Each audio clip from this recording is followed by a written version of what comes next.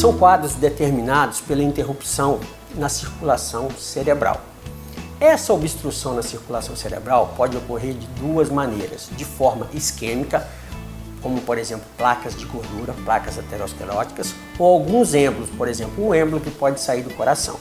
Ou pode ser de origem hemorrágica, ou seja, por exemplo uma ruptura de um aneurisma pode determinar um quadro de acidente vascular encefálico.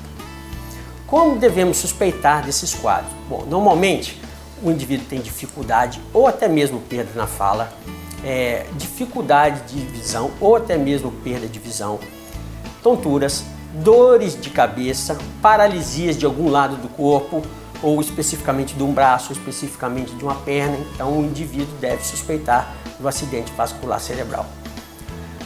Na suspeita do acidente vascular cerebral, o indivíduo não tem muita coisa a fazer, tem que se dirigir ao hospital ou ao serviço de emergência para tomar as medidas cabíveis.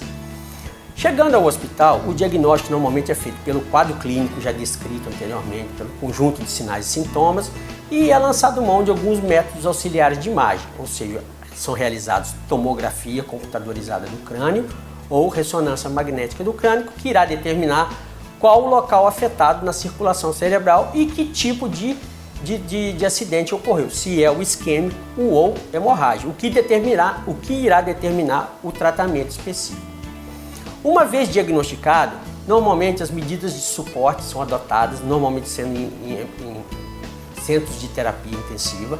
Nos casos de AVC embólicos ou ateroscleróticos, são utilizados a terapia trombolítica, ou seja, medicamentos que são usados para dissolver esses trombos. Nos casos de acidentes vasculares hemorrágicos, normalmente são de resolução cirúrgica, ou seja, por exemplo, um aneurisma roto, tem-se que fazer uma craniotomia para poder fazer a clipagem do aneurisma. O não tratamento disso ou o negligenciamento do quadro pode gerar quadros de alta mortalidade, ou seja, os indivíduos possuem sequelas permanentes, ou seja, pode ficar com cegueira permanente, surdez permanente, pode ficar paralisado de um lado do corpo e em alguns casos mais extremos pode levar inclusive à morte.